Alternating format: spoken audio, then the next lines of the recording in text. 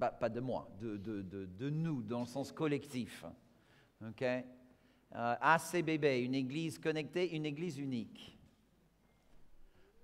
Pas une église meilleure que les autres, quoique c'est mon humble opinion que c'est le cas, mais bon, bref.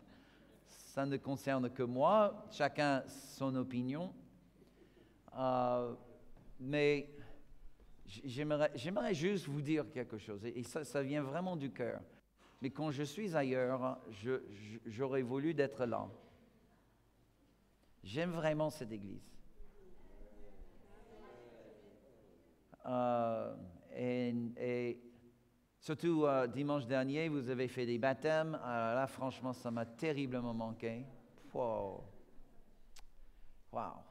Mais bon, vous n'avez même pas constaté que je n'étais pas là. Tellement les baptêmes étaient grandioses. J'ai entendu que le pasteur Jean-Pierre a fait vraiment carton et dans la présentation des baptêmes. Donc, quoi, Robert, tu n'étais pas là? On n'a pas remarqué. mais j'aime vraiment cette église. J'aime vraiment cette église. Et Dieu, il est là. Vous êtes formidables. Moins d'amen. Mais écoutez, vous ne pouvez pas avoir une église formidable si vous n'avez pas des membres d'église formidables. Ça n'a pas de sens. Amen. Juste regarde la personne, juste quelques secondes à côté de toi, dis-lui, tu es formidable.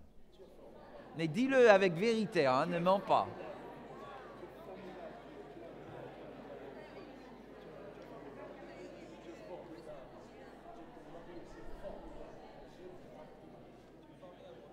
Merci. Toi aussi. Alors, je sais ce que tu penses. Ouais, mais bon, tu fais semblant, il y a tellement de problèmes. Patati patata.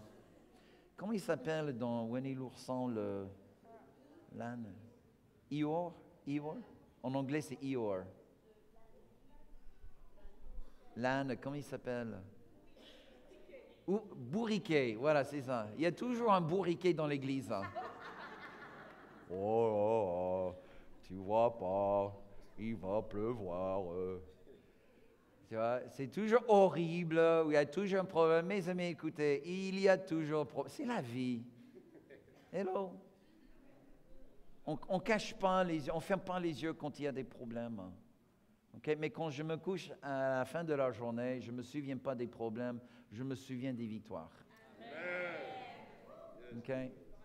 Et quand je me réveille, je remercie le Seigneur, non pour les misères, mais je remercie le Seigneur pour les victoires. Ceux et celles qui ont persévéré, qui se sont vraiment accrochés au Seigneur, qui ont trouvé cette grâce, et par Dieu, par la main de Dieu, ils ont percé et ils ont obtenu la victoire promise. Alléluia. Nous voyons ça tous les semaines, tous les jours. Alléluia. Et nous continuons à élaborer dans la prière et dans l'amour pour ceux qui sont toujours dans la misère, pour qu'ils puissent aussi avoir leur percée promise.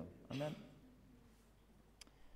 J'ai posé une question à Catherine juste avant la rentrée en France. J'ai dit, chérie, pour toi, qu'est-ce qui est différent chez nous par rapport à toutes les autres églises? Parce qu'il y a vraiment de bonnes églises à Paris. OK? Plusieurs, vous le savez bien parce que vous fréquentez toutes les églises. Aujourd'hui, c'est notre tour. Semaine prochaine, ça serait le tour certainement de quelqu'un d'autre. Et peut-être encore plus après ce message. Qui sait? Dieu le sait. Mais c'est son église, amen. C'est son église. Mais au même temps, je prends très au sérieux la responsabilité pour les brebis que Dieu a affectées à cette bergerie. OK? Parce que je dois me rendre compte pour votre âme le jour du jugement. Est-ce que vous voulez ce travail? Est-ce que vous voulez rendre compte à Dieu par rapport à votre propre âme? Mais c'est un travail que je prends très au sérieux. OK? Et Dieu donne la grâce à exécuter ce travail dans la joie. Alléluia. Et c'est comme ça que tu sais que tu es appelé à faire ce ministère. Il y a beaucoup de gens qui le font par obligation et sont dans la misère. Les gens les plus tristes au monde sont parfois les pasteurs. Mais je ne fais pas partie d'eux, je ne suis pas triste. Je suis dans la joie et je suis très optimiste par rapport à notre avenir ensemble.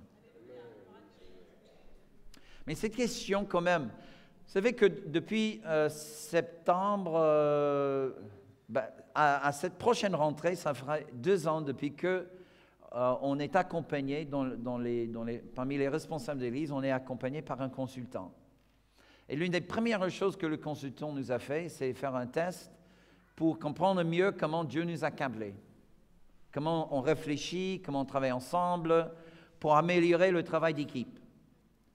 Parce que bien que tout le monde a 2 yeux, une tête, de préférence une tête, ça veut dire que physiquement, il y a plein de similitudes, mais en même temps, au niveau de la personnalité et la façon de travailler, on est très différents les uns aux autres. Est-ce que vous avez déjà fait le constat?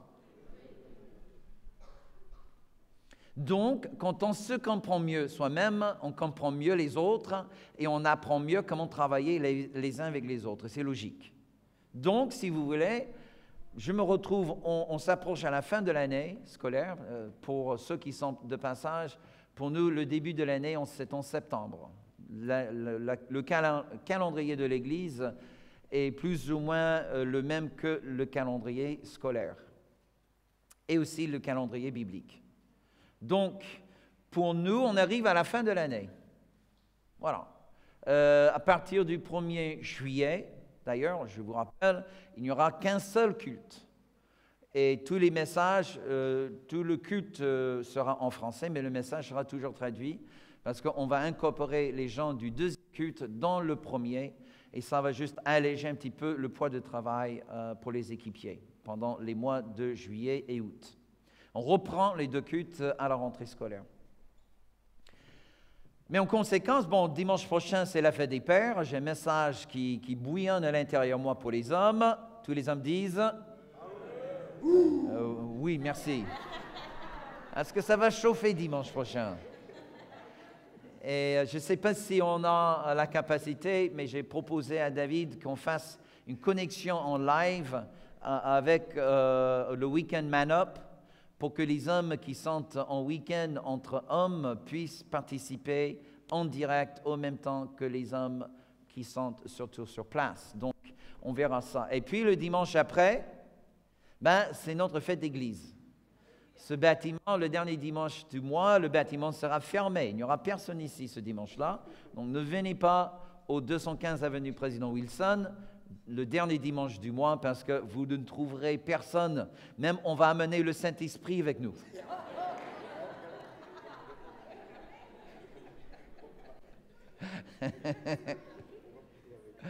Et on va se retrouver dans le département de l'Oise, c'est le département 60, dans une base de loisirs Saint-Leu. C'est absolument merveilleux, un culte en plein air, donc priez pour le soleil, mais pas trop chaud. Et on va faire un temps de Sainte Seine, on va reconnaître aussi les nouveaux membres de l'Église, il y a plein de choses. Et puis on passe tout l'après-midi, le fun, tous ensemble. Donc ça va être absolument merveilleux. Donc, dans quelque sorte, c'est mon dernier message de l'année. Et c'est la raison pour laquelle cette question, qui est bon berger, ça me travaillait beaucoup. Et j'ai pensé juste simplement de souligner 4 pierres angulaires de notre famille qui ne fait pas de nous une église supérieure à d'autres, mais juste différente.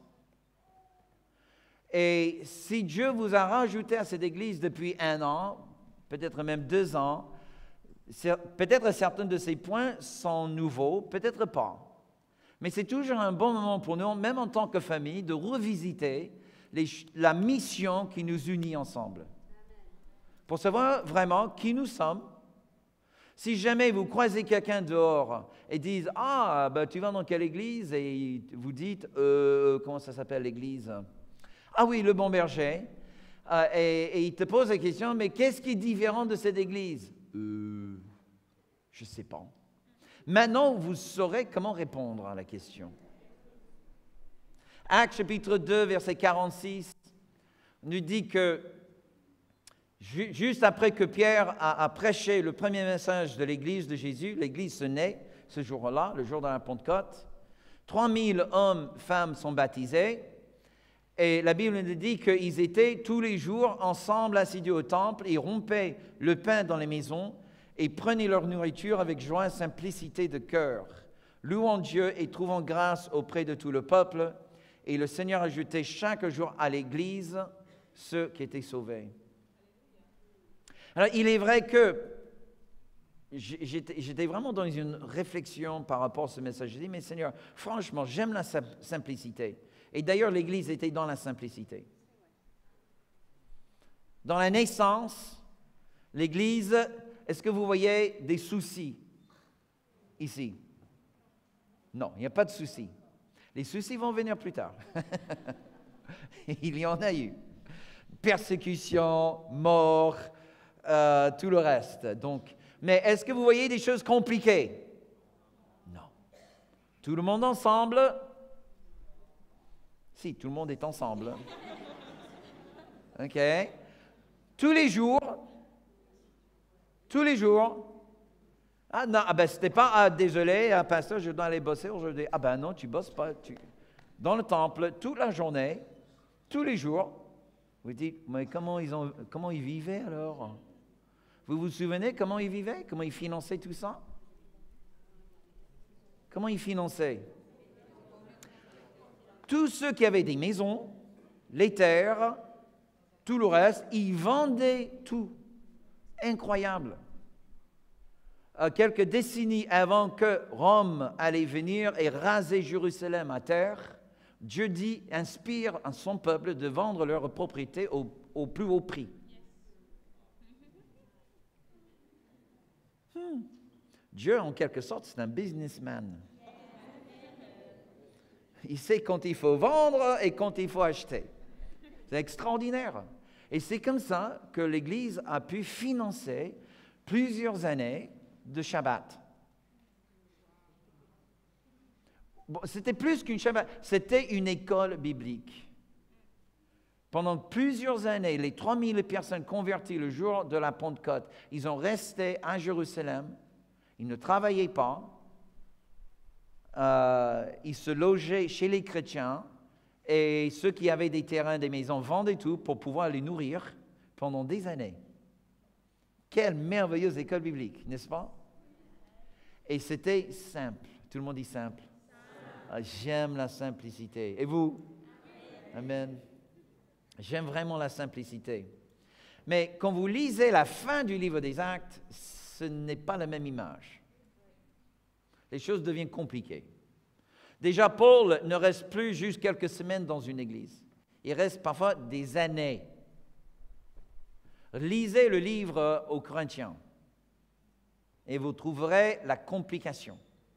Il y a du péché, il y a d'abus, il y a l'ivresse, il y avait péché sexuel, il y avait débordement des dons, il y avait quoi d'autre? Deuxième Corinthiens, il y a même le diable déguisé en ange de lumière. Waouh! Lisez les 7 lettres aux églises en Apocalypse. Apocalypse chapitre 2 et 3. Il y a 7 églises. Une seule allait bien. Il n'y avait qu'une seule parmi les 7 où Jésus n'avait pas de reproche à faire. Hello! C'est vrai, il est facile de rêver de la phase bébé de l'Église. Shana, c'est une image de la beauté, de la perfection. Yanis, Edwige, Shana va grandir. Attends les 2 ans, gloire à Dieu. Attends l'adolescence. Oh là là. Wouh! Attends les 18, quand elle est émancipée de la maison. Oh non, tout se passera bien. Mais les choses vont très rapidement devenir plus compliquées. Même le travail d'un parent. Il n'y a pas une phase plus simple que tomber amoureuse d'une femme dans la joie de votre célébration de l'amour et tombe enceinte. C'est pas difficile, ça. Bon, c'est vrai, l'accouchement, j'en ai beaucoup souffert. J'admets. Waouh, c'était douloureux, hein? Catherine, elle était championne. C'était comme si elle était en vacances. Donc, il y a de la douleur dans l'accouchement, mais pas forcément beaucoup de complications. L'enfant est à l'intérieur et l'enfant veut sortir. Il y a des complications qui pourraient arriver dans certains cas, ça c'est vrai. Mais gérer la vie n'est pas toujours simple. Est-ce que vous êtes avec moi? Et la même chose pour une église. Une église, dans nos premiers jours, dans nos premières années en tant qu'église, quand on est juste une petite douzaine de personnes, et tout le monde se connaisse, et c'est vraiment, on est vraiment une toute petite famille, c'est tellement simple. Aujourd'hui, Bon Berger n'est plus simple. Hello? Il n'y a rien de simple avec Bon Berger. Tout est compliqué. Je ne vais pas vous dire que vous êtes compliqué. Mais parfois, on tombe sur certains qui ne sont pas faciles. Voilà, on va le dire comme ça, gentiment. D'accord? Ne vous inquiétez pas, ils ne sont pas là aujourd'hui, ils ont resté à la maison. Ils ne regardent pas Internet. Psaume 68, verset 6, ça c'est la première de nos pierres angulaires. 68, Psaume 68, et le verset 6, « Dieu donne une famille à ceux qui étaient abandonnés. Il délivre les captifs et les rend heureux. Les rebelles seuls habitent dans les lieux arides. » L'une des caractéristiques, mais j'avoue, ce n'est pas toujours évident, mais la vision que Dieu nous a donnée pour l'Église du Bon-Berger, c'est vraiment la vision d'une famille. C'est pour ça que nous prenons très au sérieux les présentations d'enfants, présentation des fiançailles, les mariages, l'accompagnement vers le mariage, préparation pour le mariage, la cellule pour les couples, tout ce qui tourne autour du socle familial, pour nous, c'est archi important. Mais cela ne veut pas dire que l'Église n'a pas une place pour les célibataires, parce qu'au contraire, nous voulons que vraiment, que même le célibataire puisse sentir enveloppé par l'esprit familial, l'esprit de la famille. Tu vois, je ne vois pas mon rôle en tant que pasteur principal comme un PDG, mais beaucoup plus comme un rôle d'un père spirituel. Ce qui est à la mode dans la grande majorité d'églises aujourd'hui, surtout des églises qui commencent à dépasser les plusieurs centaines, c'est que le pasteur, il prend un air plutôt PDG.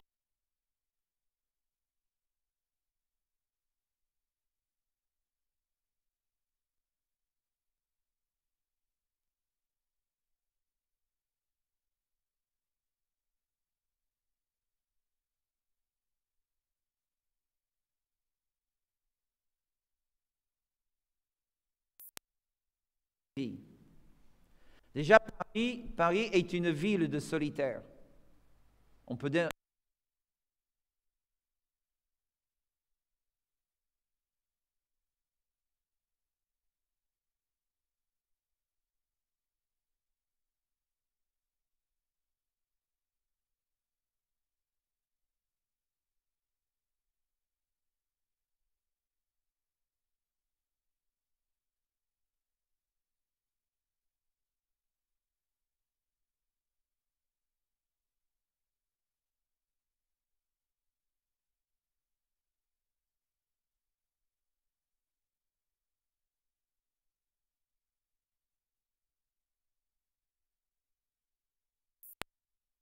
Là.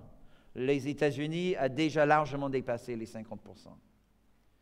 Donc, comment voulez-vous créer une ambiance de famille lorsque la majorité d'entre nous n'ont pas eu une expérience positive en famille? Et même parfois, vous savez, parfois, j'en suis très conscient, parfois, rien qu'évoquer le mot « père », parfois, pour certains, ça évoque une émotion négative. Parce qu'ils ont subi des traumatismes vis-à-vis au père. Même parfois, d'évoquer le mot famille, les gens disent « Oh, famille, non, pas pour moi. J'ai eu ma dose. » La famille ne marche pas. Hello. Pas beaucoup d'amen. Mais c'est ça le problème. Alors, comment voulez-vous qu'on constitue une famille spirituelle? C'est comme bâtir une maison, mais on n'a que des briques qui sont cassées. Dieu veut guérir les briques afin de construire une belle maison. C'est-à-dire que Dieu veut te guérir, toi, de tout ce que tu as dans le passé, parce que notre avenir ensemble n'est pas négociable. Dieu veut que notre Église soit une famille et que nous soyons vraiment une lumière dans les ténèbres, dans toute la région parisienne, qui proclame la guérison et la restauration de choses perdues. Alléluia. Dieu, nous venons lire, le plan de Dieu, c'est toujours de mettre les isolés dans les familles. Hello. Alors, si mon rôle est plutôt le rôle d'un père spirituel, votre rôle, c'est quoi? Voilà. C'est être des enfants et frères et sœurs les uns aux autres.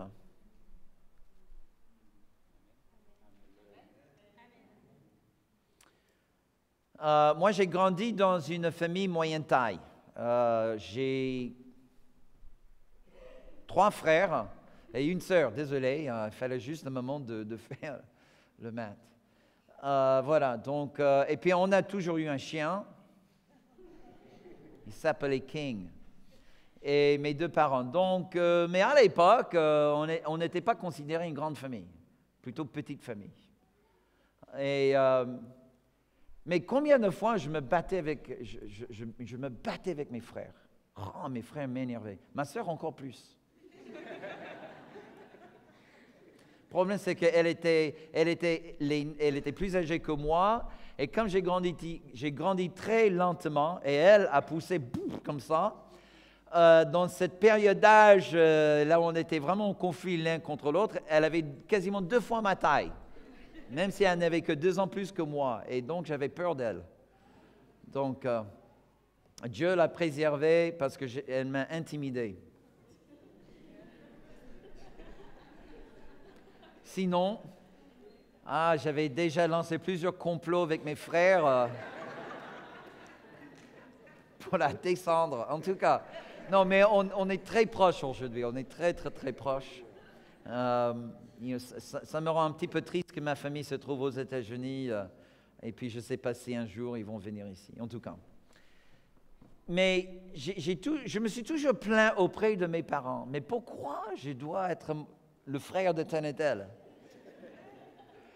Et ma mère me disait toujours, mais fiston, ce n'était pas ton choix, c'était le mien. C'est moi qui ai choisi. Ce n'est pas toi. Tu n'as pas de choix par rapport à ton frère. Tu peux choisir tes amis, mais tu ne peux pas choisir tes frères. Et surtout pas ta sœur. Je me souviens une fois, ma sœur et moi, on se battait, mais vraiment, on se cognait. Et vous savez ce que mes parents ont fait? Ils nous ont enfermés dans la salle de bain, ils ont fermé à clé la porte, ils ont dit, vous ne sortirez pas tant que vous n'êtes pas réconciliés. Alors, et ce n'est pas une grande salle de bain, c'est une toute petite salle de bain. Et là, vraiment, pendant je ne sais pas combien d'heures, pour moi, ça semblait toute ma vie, j'ai passé dans cette salle de bain. Je viens sortir juste la semaine dernière. Mais vraiment, j'ai dit, et qui va céder en premier? Tu vois? Mais qui va céder en premier? Et je ne me souviens même plus. Peu importe. À la fin, on s'est retrouvés dans les bras l'un de l'autre. Et même à un moment donné, on ne se souvenait même plus pourquoi on se battait.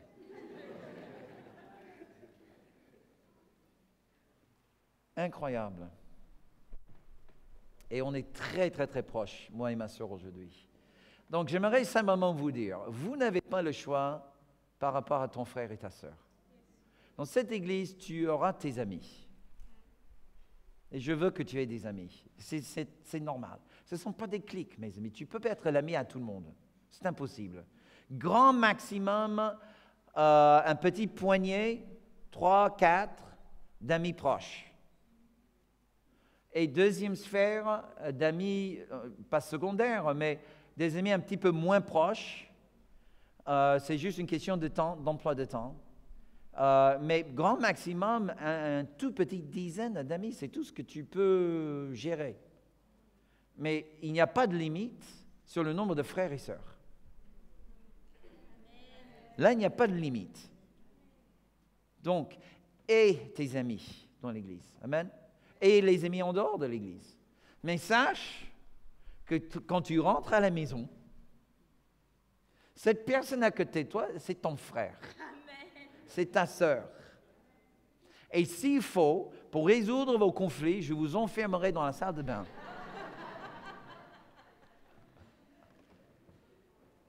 Deuxième pierre angulaire. Psaume 100, verset 2. Le psaume 100, verset 2.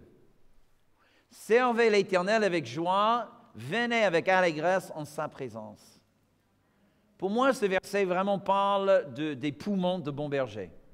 Parce qu'on est archi dans le service et on aime la présence de Dieu. Mais je ne veux pas que nous soyons une église de service. Je veux que nous soyons une église de la présence. Amen. On ne néglige pas le service, ça fait partie, mais je préfère que le service soit le fruit d'avoir passé du temps dans la présence. C'est parce que je poursuis la présence de Dieu de tout mon cœur, de toute mon âme, de toute ma force. Et là, dans sa présence, je reçois un mandat, je reçois une mission.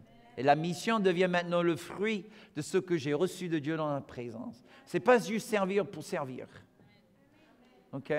Il est vrai, dans une église, mais il y a toujours, incroyable, mais il y a toujours de quoi faire. Et on est toujours là, malgré le nombre de volontaires qu'on a, et on a une armée de volontaires et de bénévoles. C'est extraordinaire, cette église. Mais néanmoins, on s'arrache les cheveux, vous voyez, en disant, mais Seigneur, où sont les bénévoles? Mais on a tellement plus à faire et on n'a pas plus de gens pour le faire. Déjà, on se porte nettement mieux que la grande majorité d'églises, là où dans la majorité, il n'y a que 10% des membres qui font 90% du travail. Et ça, ce n'est pas le cas ici. Rien que chaque fois qu'on fait un événement, combien de fois je prends la liste de remerciements de tous ceux qui ont servi, il faut quasiment 10 minutes pour lire toute la liste. OK, ce n'est pas 10 minutes, mais ça prend du temps. Preuve comme quoi on est une église qui est bien au service. Mais écoutez-moi, mes amis, le service ne gagnera pas le monde. Et ça ne va pas vous combler la vie. Mais la présence, oui. Soyons un peuple de la présence. Amen. Les défis, les blocages, les challenges par rapport à cette idée d'être un peuple de... Et je n'ai pas dit un peuple de louange. Ni un peuple d'adoration. Et il y a des églises qui adorent bien et qui louent très bien, même mieux que nous.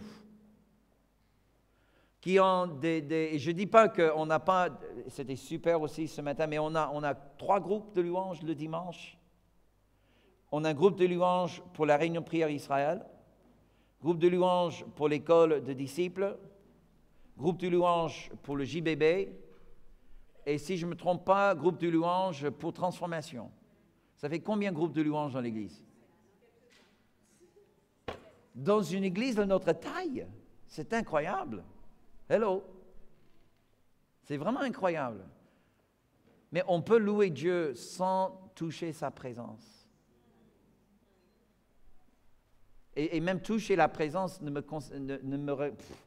m'intéresse même pas. Je veux que nous soyons un peuple qui vit dans la présence. Et que ce que nous vivons le dimanche n'est qu'un reflet de ce qu'on a tous vécu dans la semaine. Tu vois? Les défis, le niveau de notre activité et notre activisme.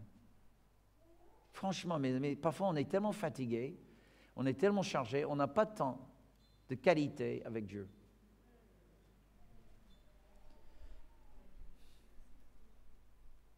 je me rends compte, et c'est un vrai défi pour nous. On arrive toujours à la fin de l'année en disant, l'année prochaine, on va maîtriser mieux le calendrier pour qu'il n'y ait pas autant d'activités. Et qu'est-ce qu'on fait chaque année? On rajoute encore plus d'activités. Je ne sais pas, est-ce qu'on a besoin de délivrance? J'en sais rien, mais est-ce que c'est la ville de Paris, l'atmosphère, notre envie de juste glorifier Dieu? Je ne sais pas.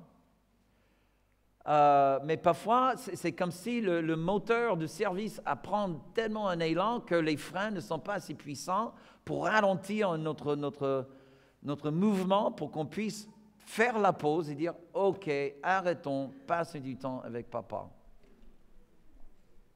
C'est la première chose que Jésus dit à son Église à Éphèse. « Une chose j'ai contre vous, vous avez quitté votre premier amour. » Et c'est lui notre premier amour.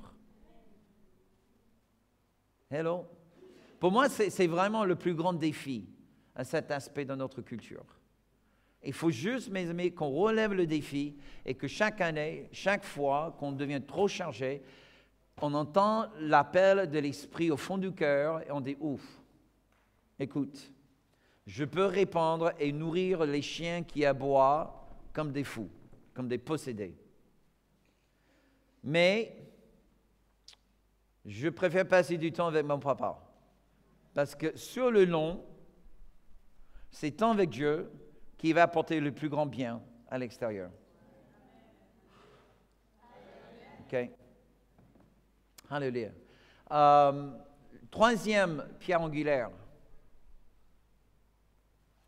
Et ça, c'est nouveau. J'ai fait un message semblable il y a 4 ans, 3 ans et demi à peu près.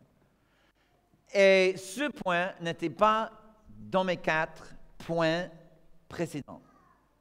C'est juste que depuis 4 ans, je vois tout ce que Dieu fait parmi nous, et surtout dans mon ministère à titre personnel, et je ne peux pas que constater que Dieu a fait naître au sein de Bon Berger quelque chose de nouvel depuis 5 à 6 ans. Et ça, c'est notre amour pour Israël. Et pour moi, cela devient vraiment une des pierres angulaires de notre famille. Cela n'était pas le cas dans ma perception des choses il y a 5 à 6 ans. Mais quand je vois où Dieu met sa main, tu vois, et parfois c'est ça ce qu'on fait. On reçoit une parole de Dieu, mais autrefois on regarde aussi sur le paysage et dit, Seigneur, qu'est-ce que tu fais? Et qu'est-ce que tu bénis? Et je vois aujourd'hui comment Dieu bénit tout ce que nous faisons qui touche le domaine de l'Israël. Et je dois dire, Seigneur, tu es évidemment à l'œuvre. Et je crois que Dieu positionne notre Église en France pour apporter ce grain de sel au corps de Christ. Mais quand on parle d'Israël, je parle de 3 choses très distinctes. La première chose, c'est l'aspect historique et biblique d'Israël. Et quand que vous pensez à Israël moderne, contemporain, tu ne peux pas ignorer le fait que Jésus de Nazareth est né d'une femme juive en Israël. Il n'est pas né à New York, ni à Paris. S'il est né en Égypte, bien évidemment, on parlerait toujours de l'Égypte. Désolé mon frère, mais il n'est pas né en Égypte. Il est né en Israël. Amen. Vous savez c'est quelque chose comme 80% de toutes les découvertes archéologiques bibliques sont faites depuis 1975. Depuis le temps où même le plus jeune ici aujourd'hui sont nés. Non, il y a quelques années après 75. En tout cas. Mais vous vous rendez compte, 80% de toutes les découvertes bibliques sur la culture biblique, sur les traditions bibliques, sur les langues bibliques, 80% de toutes les découvertes sont faites depuis 1975. C'est extraordinaire, mes amis. Alors, vous pouvez piocher dans l'histoire de l'Église du Moyen-Âge. Ils ne pensaient même pas à Israël. Il n'y a pas grand-chose qui interpellait à l'époque. Mais aujourd'hui, il y a énormément. Et même si vous n'aimerez Israël que pour le sens biblique et historique, il faut l'aimer. Il faut y aller. Vous savez, vous connaissez les traducteurs de la Bible, Wycliffe. C'est le plus grand ministère qui agit dans la traduction de la Bible aujourd'hui. Je ne sais pas combien de milliers ils sont partout dans le monde. Et avant qu'ils autorisent un nouveau traducteur de partir dans je ne sais pas où pour traduire la Bible dans une nouvelle langue, il est obligé de passer un stage de 6 mois en Israël. Pourquoi? Parce qu'ils savent en tant que traducteur, il y a des aspects de la Bible que tu ne peux jamais comprendre si tu n'as pas vécu là-bas. Donc, mes amis, je vous propose tout simplement que si les traducteurs de la Bible savent que pour bien apprécier des aspects de notre parole de Dieu, qu'il faut absolument aller là-bas, c'est peut-être une bonne chose pour vous et moi. Mais il y a une deuxième raison pour laquelle nous aimons Israël. C'est ce qu'on appelle le sionisme biblique. Qu'est-ce que le sionisme? En gros, le sionisme est la croyance que Israël moderne, contemporain, est l'accomplissement d'une prophétie biblique. En Ésaïe, Dieu il a dit, un pays peut-il être né dans un jour? Et nous croyons qu'en 1948, en mai de cette année, il y a 70 ans aujourd'hui, Israël est devenu une nation, pas devenu, est redevenu un État. Et nous croyons que cet État est l'accomplissement d'une parole de prophétie. Il faut savoir que tous les Juifs ne le croient pas. Il y a certains Juifs, même en France, pas mal de rabbins, on m'a dit presque la moitié des rabbins juifs ne le croient pas. Donc, il y a énormément de divergences par rapport à Israël et par rapport à ce qu'on appelle le sionisme. C'est juste que pour moi, Dieu m'a donné cette révélation, je crois, que Israël aujourd'hui est vraiment le résultat d'une prophétie. Sa volonté a fait renaître ce pays. Et que Dieu appelle à son peuple juif partout dans le monde à revenir sur la terre que Dieu a promis à Abraham et tous ses descendants physiques. Alléluia. Moi, en tant que chrétien, je bénis ça. Je bénis la volonté de Dieu à faire renaître l'État d'Israël et je bénis le retour du peuple juif. Il y a beaucoup d'autres peuples qui habitent dans le Moyen-Orient. Il y a j'ai rencontré le mois dernier un pasteur arabe qui vient de Nazareth. On a eu un partage extraordinaire. Et il aime Israël, il aime le peuple juif, et il prie pour que le peuple juif reçoive leur Messie. Amen. Tous les Arabes qui habitent dans ce domaine ne sont pas antisémites. Ça, c'est juste l'image que certains médias veulent vous donner d'Israël aujourd'hui. Quand on parle de sionisme, cela ne veut pas dire que tout ce que font les politiciens israéliens, on est d'accord avec.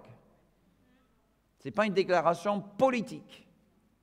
C'est une déclaration spirituelle et biblique.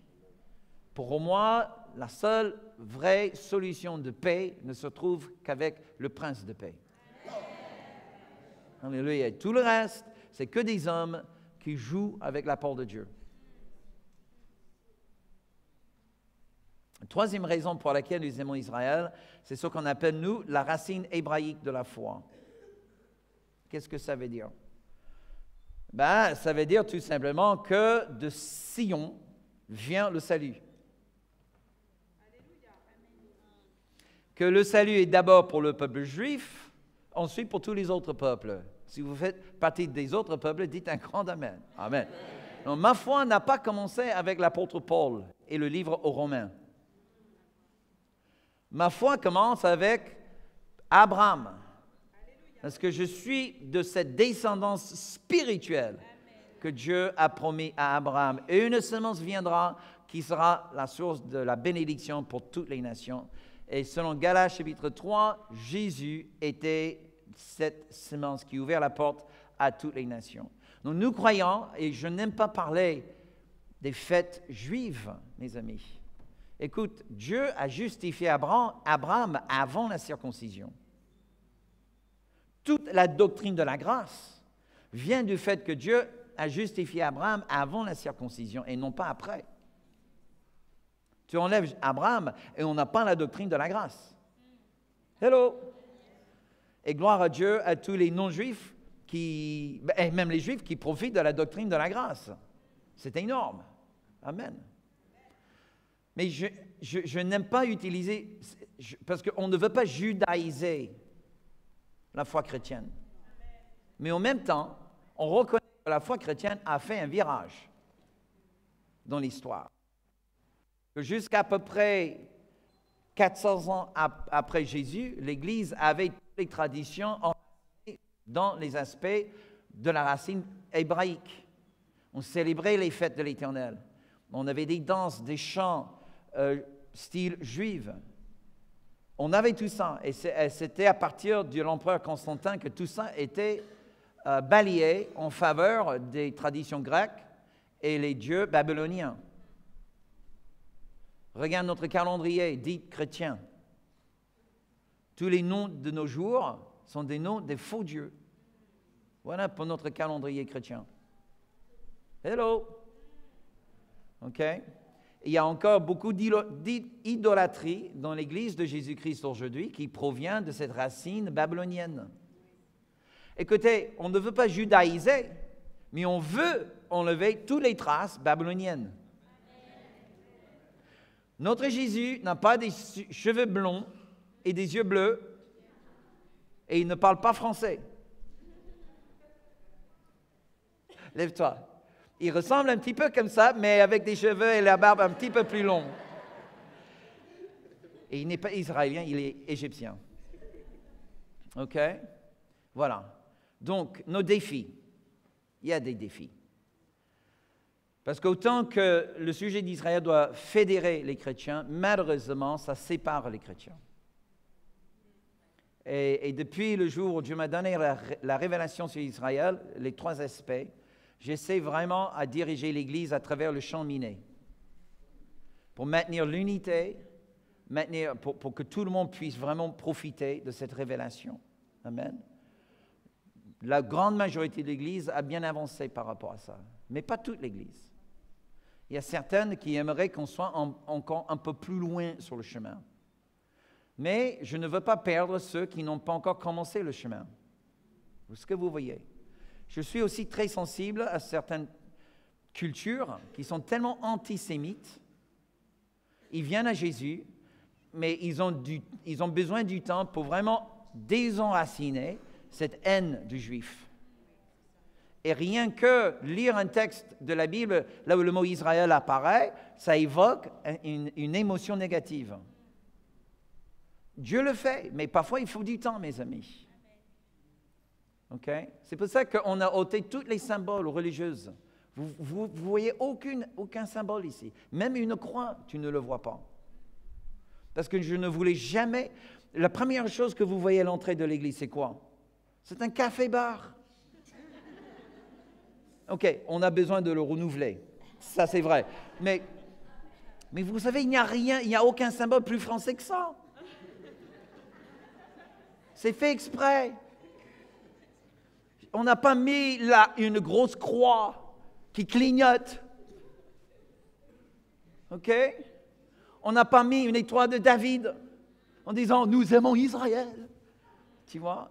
Ah ben non, on peut faire un pont, non pas un mur, avec ceux qui sont à l'extérieur. Ça ne change pas nos convictions, vous comprenez ce que je veux dire. Ça change juste simplement notre approche. Nous aimons Israël. Dieu établit le bon berger pour qu'elle soit une église en France qui rayonne cette vérité. Okay? Et pour finir, wow, j'ai pris du temps, désolé. C'est ça, chaque fois que je rate un dimanche, je prends trop de temps le dimanche suivant. Oui, tu peux venir. Éphésiens 6, verset 2, nous dit ceci. « Honore ton père et ta mère, c'est le premier commandement avec une promesse, afin que tu sois heureux et que tu vives longtemps sur la terre. » Est-ce que vous voulez vous lever, s'il vous plaît? On a parlé beaucoup dans l'Église de la culture de l'honneur. De la culture de l'honneur. Chose qu'il faut comprendre, c'est que la culture de l'honneur a un énorme impact sur notre façon de travailler.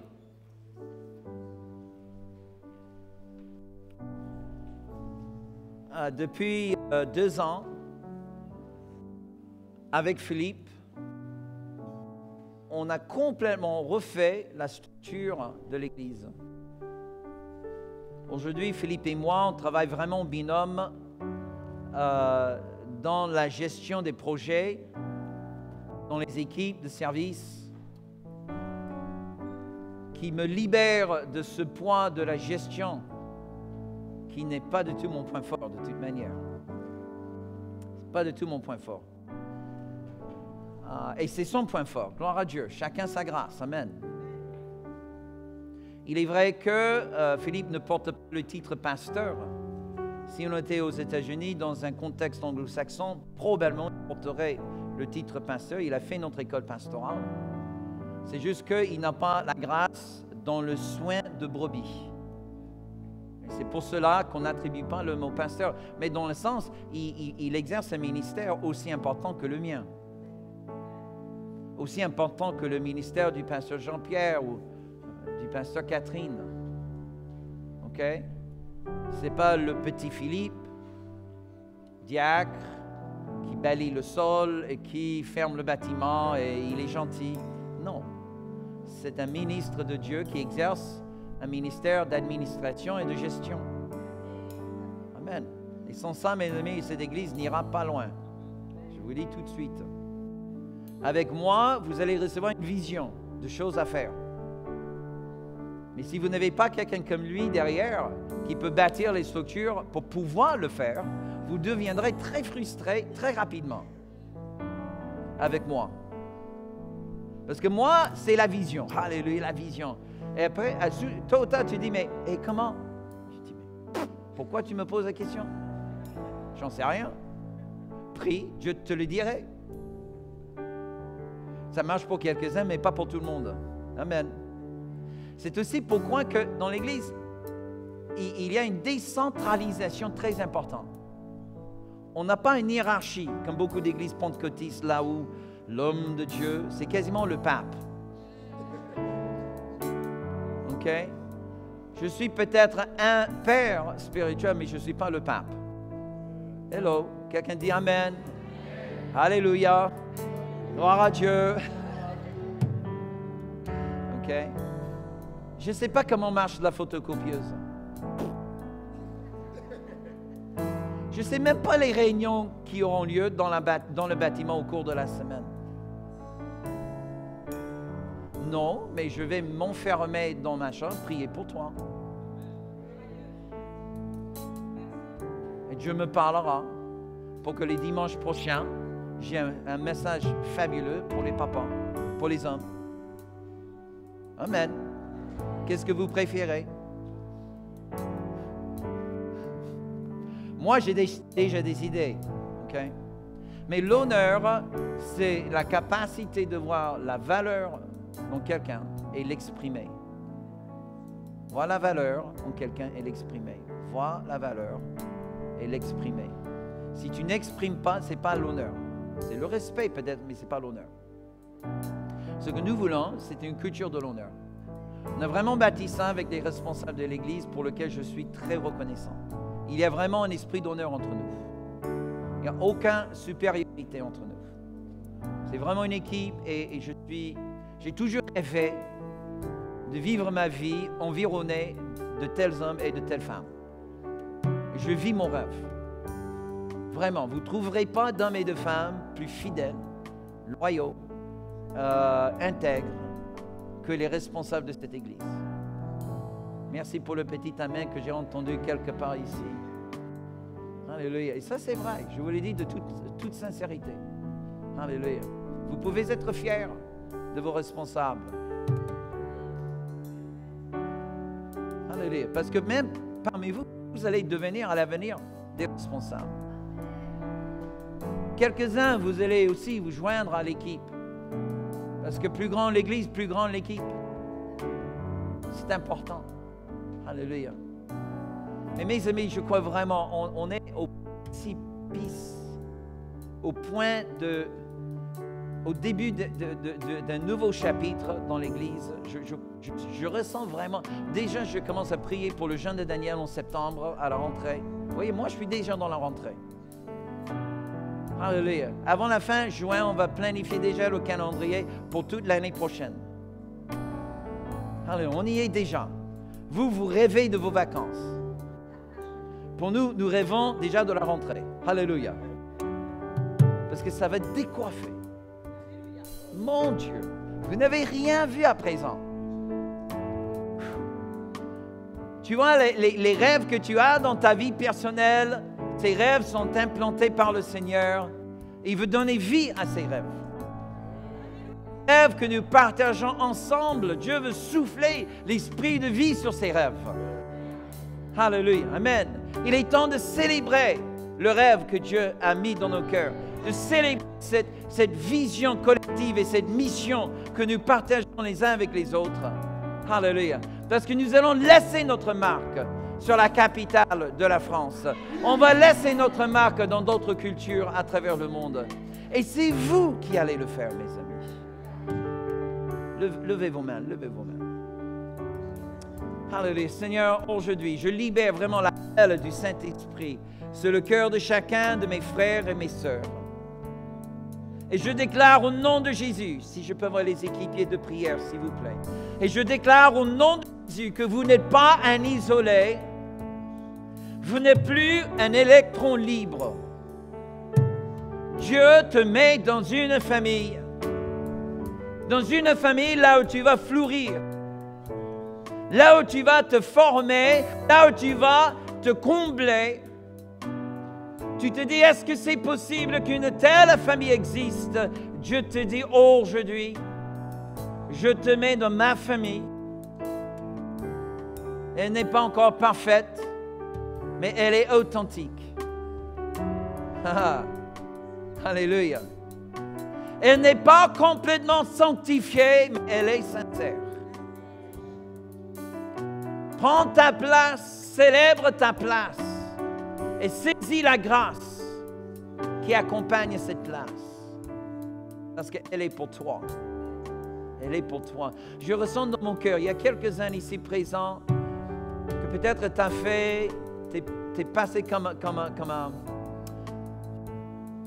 un nomade, sans maison, sans église fixe.